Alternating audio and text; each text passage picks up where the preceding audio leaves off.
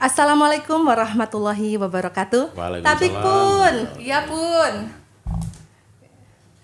halo Sobat Adiaksa dimanapun berada. Jumpa lagi dengan saya Novita dan rekan saya Astri, dalam acara Podcast Kejaksaan Negeri Bandar Lampung. Hari ini di Kejaksaan Negeri Bandar Lampung sedang kedatangan salah satu petinggi Kejaksaan Agung Republik Indonesia yang sangat berkompeten. siapa lagi kalau bukan Bapak Dr. Harli Siregar SHM Hum selaku Kepala Pusat Penerangan Hukum Kejaksaan Republik Indonesia. Asik. Iya, selamat Selamat datang datang, Bapak. Datang. Selamat datang di Lampung, khususnya di Kejaksaan Negeri Bandar Lampung. Apa nih Pak kesannya nih Pak ketika sampai di Lampung Pak? Baik, Assalamualaikum warahmatullahi wabarakatuh. Waalaikumsalam Khususnya warahmatullahi untuk wabarakatuh. masyarakat Lampung dan saudara-saudara saya, saudara-saudara terbaik di insan adiaksa yang ada di Kejaksaan Negeri Lampung. Yang pasti bahwa kesan kami ketika berada di Kota Bandar Lampung ini sangat luar biasa, ya. Kami lihat khususnya di kantor Kejari Bandar Lampung ini saya kira sudah sangat mumpuni, ya, memenuhi standar minimal apa yang disebut dengan basic individual need, ya, BIN. Jadi itu sangat penting untuk menandakan bahwa kita merasa home di suatu office atau perkantoran. Nah, saya melihat bahwa ada keteraturan, ada penataan yang baik, kemudian ada nilai silaturahim yang baik dan penyambutan yang sangat luar biasa. Mudah-mudahan ini bisa menjadi satu momentum baik bagaimana kita terus menggelorakan untuk menjadi adiaksa yang terus bergerak dan terus berkarya-karya yang lebih baik. Masya Allah, Luar biasa. luar biasa. Narasumber kita bukan kaleng-kaleng kan? Nah, Sobat Adiaksa dimanapun berada pasti ingin terus ini nih, mau tahu lebih Kita banyak kulik ini. lebih banyak lagi, Mbak Novita. Kita kulik lebih banyak lagi Iya. nih. Balik lagi Pak ke perkataan saya yang tadi, kalau kita tuh sering melihat Bapak di televisi, selalu muncul namanya Pak Harli Siregar tuh untuk menerangkan informasi-informasi khususnya tindak pidana korupsi yang besar ini kan Pak, yang sekarang sedang viral begini. Tapi kan masyarakat itu hanya taunya jaksa, penuntut umum atau melakukan persidangan gitu Pak. Jadi biar masyarakat kita paham apa sih Pak tugas dari Kepala Pusat Penerangan Hukum itu sendiri. Nah, jadi baik, saya kira pertanyaan ini sangat begitu baik, dan kalau kita melihat ya di Peraturan Kejaksaan Nomor 6 ya, tahun 2017 tentang organisasi dan tata kerja Kejaksaan Republik Indonesia, salah satunya di situ ada yang disebut dengan Pusat Penerangan Hukum. Jadi Puspenkum itu merupakan supporting unit ya yang bertanggung jawab langsung kepada Jaksa Agung ya, namun secara administratif bertanggung jawab kepada Jaksa Agung Muda Intelijen. Tugas utamanya adalah bahwa kita menjadi garda terdepan yang memberikan pencerahan, memberikan keterangan sebagai tugas pokok fungsinya, memberikan sisi kehumasan, dan kita menjadi gambaran dari apa sesungguhnya institusi adiaksa itu. Nah, oleh karenanya perlu saya sampaikan bahwa sejak saya berada di Puspenkum, maka saya membuat satu tagline ya yang harus diikuti oleh seluruh insan Pusat Penerangan Hukum dan Penerangan Hukum di daerah. Apa tagline kita sekarang? Setelah membaca, menganalisis dari fenomena masyarakat, fenomena sosial dan kebutuhan masyarakat, maka Puspenkum itu sekarang memiliki tagline yang pertama, lebih modern. Ya, lebih modern berarti pelayanan kita harus didukung oleh teknologi yang semakin baik. Kita tidak boleh tertinggal dengan teknologi karena teknologi menjadi keniscayaan, dan humanis ya, bahwa Puspenkum sebagai garda terdepan yang menjadi corong institusi adiaksa dalam melaksanakan tugasnya harus mengandalkan sisi humanismenya supaya kita lebih dekat kepada masyarakat, kepada publik, karena tujuan kita adalah menciptakan kepercayaan publik. Iya. Nah, yang ketiga, nah ini yang tidak kalah penting, bahwa ada sisi edukatif. Nah, selama ini bahwa sisi edukatif ini tertinggal. Nah, kenapa? Karena kita biasanya hanya menyampaikan informasi saja tanpa menjelaskan terkait dengan apa yang ada dalam informasi itu. Nah, ini yang paling penting. Supaya apa? Supaya masyarakat bisa sesuai pertanyaan Mbak tadi, lebih memahami, lebih dekat apa itu kejaksaan. Jadi setiap hal yang kita kerjakan, kita harus jelaskan sejelas-jelasnya kepada masyarakat. Misalnya terkait dengan penanganan perkara, misalnya tindak pidana korupsi. Nah di situ sebenarnya banyak tahapannya. Dan ada yang menjadi hak publik, ada yang belum menjadi hak publik. Nah inilah yang harus disampaikan ke masyarakat. Nah kemudian accessibility. Accessibility berarti ada kemudahan. Jadi biasanya kan itu tadi, jaksa ini kan selalu dianggap menjadi momok kan, seram, ya kan? Betul, Pak. Seram. Kadang lewat kantor saja udah takut, deg-degan katanya kan. Apalagi masuk, nanti ketemu jaksa, cemano katanya kan. Nah, oleh karenanya accessibility ini dengan prinsip yang 3 tadi, yang di atasnya, maka masyarakat akan lebih mudah mengakses, mengetahui. Jadi kita harus meninggalkan apa yang disebut dengan fraud informasi, itu tidak boleh. Nah, karena kenapa di dunia sekarang yang semakin terbuka, kita ya khususnya penerangan hukum, kalau di Kejaksaan Negeri melalui Kepala Seksi Intelijen, ini harus menjelaskan seluas-luasnya ke masyarakat tentang kerja-kerja baik yang sudah kita lakukan. Nah, jadi ya terus terang sejak di Puspenkum ini kita menggunakan semua segmen. Ya, sekarang di Puspenkum itu kita ada mulai dari media televisi, ada jurnal Adiaksa, ada iklan layanan masyarakat, kemudian ada press release yang setiap hari kita sampaikan, ada kejaksaan story, ada buku, ada media online, ada sekarang kita sedang menggarap mahasiswa. Dan yang paling tidak kalah penting baru-baru ini kita menggarap artis. Ya, jadi artis-artis ini kita undang, kita memberikan sosialisasi. Nah, semua segmen dalam masyarakat ini harus betul-betul kita berikan edukasinya tentang hukum dan apa itu kejaksaan. Nah, dengan demikian apa? Bahwa kepercayaan publik terus akan terjaga. Itu. Betul, Pak. Karena kalau kita mengenal hukum, insya Allah kita akan menjauhi hukuman itu ya, Pak ya. Kenali hukum, jauhi hukuman. Betul, Pak. Oh iya, seperti yang Bapak sampaikan tadi ya, Pak ya. Jadi jika masyarakat itu membutuhkan informasi, Pak. Nah, kalau mau ke Bapak kan terlalu jauh ya Pak ya. Ke Jakarta dulu. Jadi kalau untuk tahap masyarakat Pak ataupun yang tinggalnya di daerah, itu jika membutuhkan informasi ataupun ingin menyampaikan juga informasi atau pengaduan, bisa melalui mana itu Pak? Nah, jadi ya ini sangat baik. Saya kira kita sudah membuka banyak kanal-kanal ya. Membuka banyak kanal-kanal pengaduan, ada melalui span lapor yang terus kita nilai sebagai bagian dari indeksasi. Kemudian kita punya email Simbra ya, yang itu bisa terus menerima laporan-laporan pengaduan, ada yang bersifat by phone, ada by WA. Nah, ke depan kita sedang mau membangun call center ya tahun 2025, tetapi semua kanal-kanal itu bisa kita gunakan. Dan setiap hari karena di Puspenkum itu kan ada yang namanya hubungan antar lembaga. Nah, jadi hubungan antar lembaga ini di depan ini menerima setiap pengaduan dari masyarakat. Bahkan dari Lampung, ya saya sering menerima WA dari LSM, dari wartawan. Banyak juga ya Pak ya? Wah, luar biasa terkait dengan kerja-kerja Adiaksa di Lampung ini. Oleh karenanya saya sampaikan bahwa itu adalah bagian dari accessibility, kemudahan yang bisa digunakan oleh masyarakat dalam rangka mencari keadilan dan penegakan hukum yang semakin bermartabat. Betul, dan kejaksaan juga sudah informasinya keterbukaan publiknya juga sudah ya Pak ya. Kita sangat terbuka sekali. Iya, tidak ada ya Pak tutup-tutupin ataupun tebang pilih ya Pak ya. Itu tadi fraud informasi, tidak boleh. Ya tidak kan? boleh, ya. Iya. Tapi begini Pak, berkaitan dengan tugas Bapak sebagai Kapuspenkum, banyak menghadapi netizen ya. Iya, banyak banget. Iya. Sampai ada istilahnya itu kekuatan netizen ataupun no viral no justice. Itu gimana Pak? Bagaimana Pak menanggapi hal tersebut? Nah, jadi harus ada strategi komunikasinya. Itu strategi komunikasinya seperti apa? Saya selalu sampaikan begini. Biarlah kejaksaan menjadi lembaga yang semakin besar dan kita menjadi orang-orang yang semakin kecil. Ya, bagus banget ya kata-katanya. Nah, itu sangat filosofis sekali. Artinya apa? Kalau kita mau berkarya, berkaryalah karena institusi, bukan berkarya karena pribadi. Nah, yang sekarang sedang viral itu tuh, tahu kan?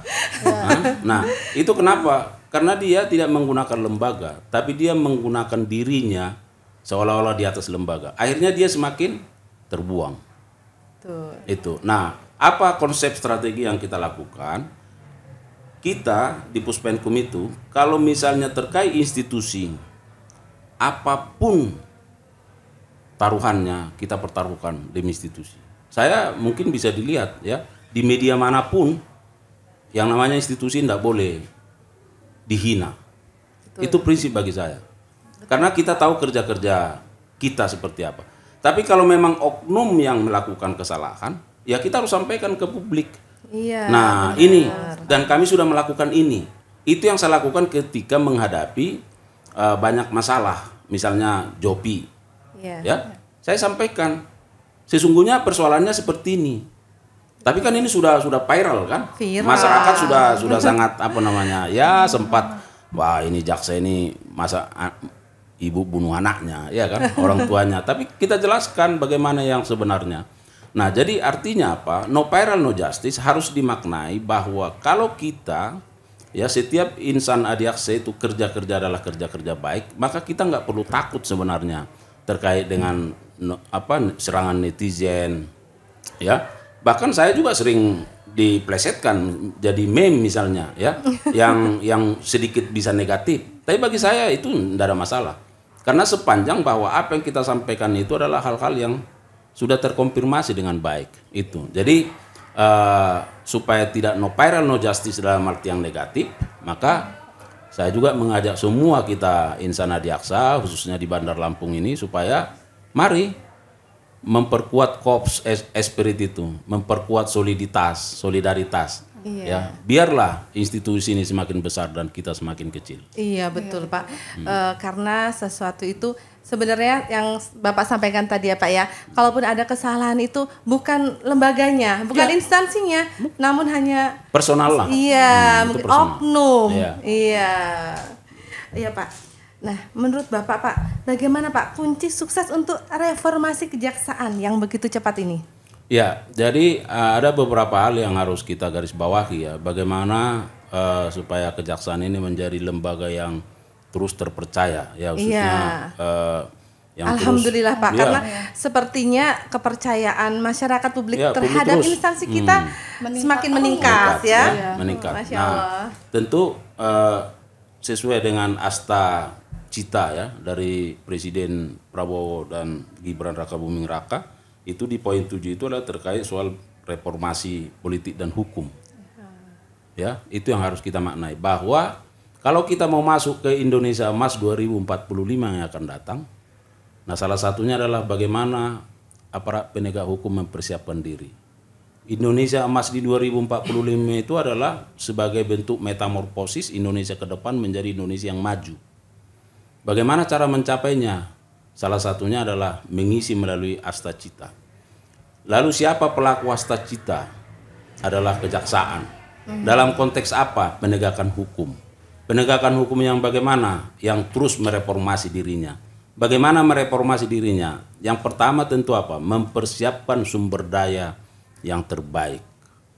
Mempersiapkan sumber daya itu apa? Baik sumber daya manusianya maupun sumber daya yang lain, sarana prasarana, ya, peralatan, dokumen, dan semua yang terkait dengan bagaimana konsep pembangunan hukum.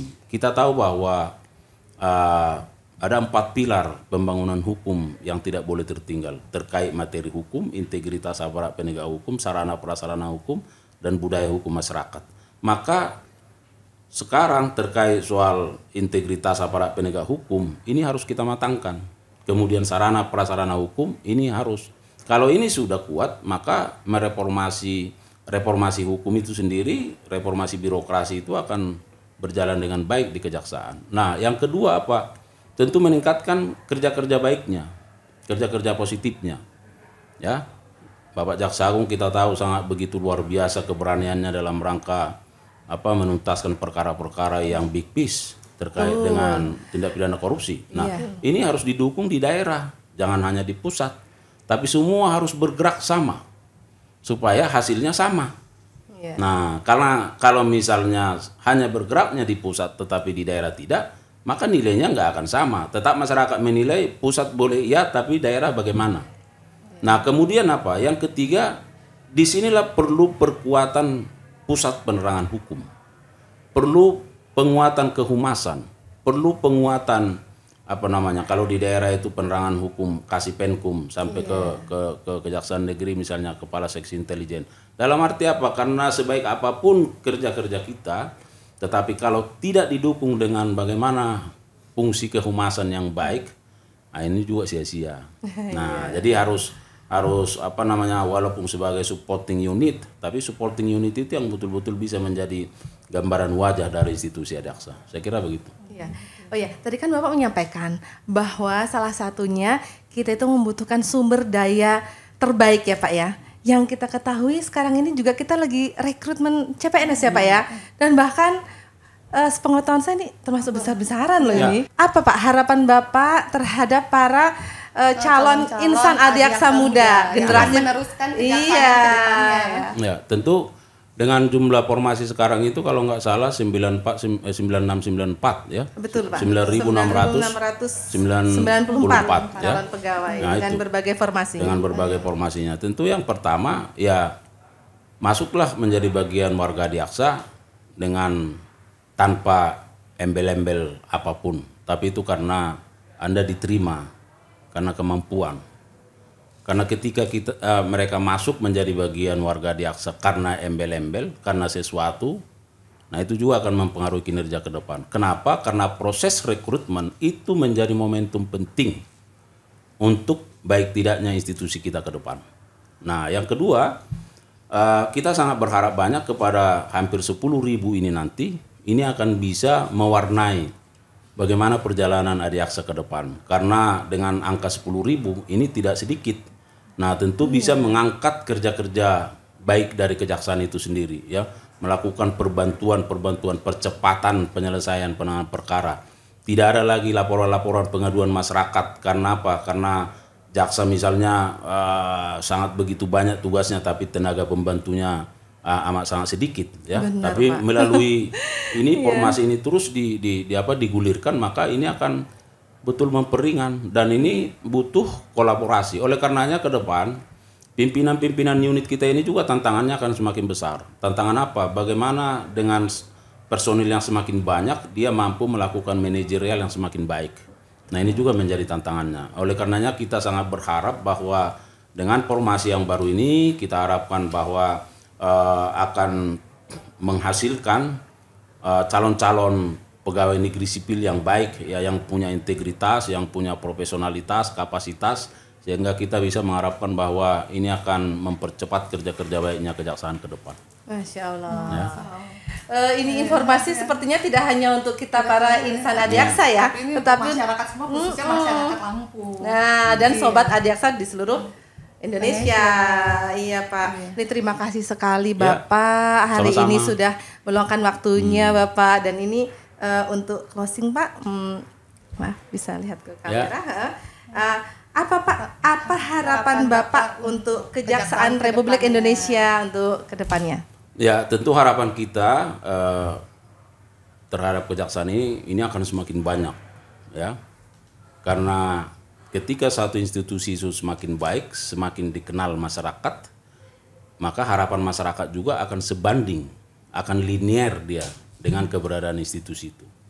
Oleh karenanya kita mengharapkan bahwa tentu kejaksaan harus terus bisa menjadi lembaga yang solid ya, dan juga bisa solider ya, karena soliditas dan solidaritas itu adalah dua kata kunci yang bisa membangun institusi. Seberat apapun tantangannya, ketika dua hal ini bisa dibangun secara bersama-sama, maka kita harapkan kejaksaan ini akan menjadi satu lembaga atau institusi yang memang terus dipercaya oleh masyarakat. Selanjutnya, tentu kita mengharap bahwa jangan pernah keluar dari rel tugas fungsinya, tetapi fokuslah kepada tugas fungsi itu, ya. Biasanya kan terlalu banyak gerakan tambahan, ya. Nah, oleh karenanya dengan fokus kepada tugas fungsi, maka itu akan menjamin dan setidaknya itu akan memberikan harapan bahwa kita akan melahirkan kerja-kerja terbaik dari kejaksaan. Nah, oleh karenanya dengan podcast ini saya kira saya tidak salah kalau terus berterima kasih kepada warga Adiaksa dimanapun berada, khususnya yang ada di Bandar Lampung, bahwa sekecil apapun peran yang Anda miliki, itu akan menjadi satu langkah besar bagi institusi ketika Anda melakukan itu dengan baik. Ya, Masya Allah. Terima kasih sekali Bapak untuk waktunya hari ini. Terima kasih.